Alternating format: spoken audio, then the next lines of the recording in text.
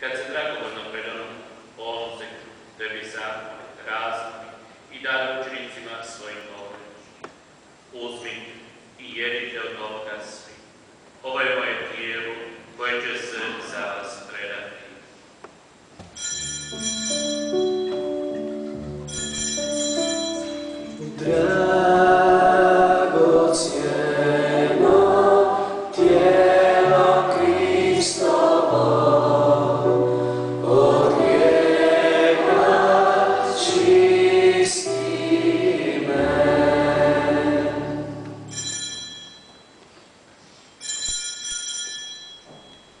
Isto tako, pošto večera će uzeti ponovno ti zahvali i dade učenicima svojih ovom.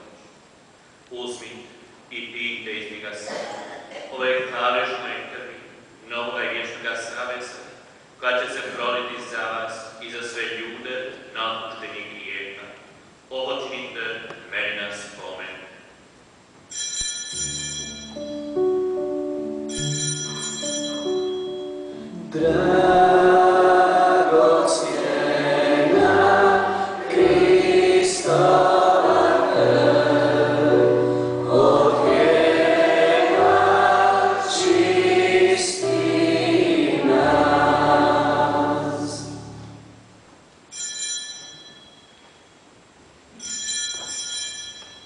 Tajne naše vjere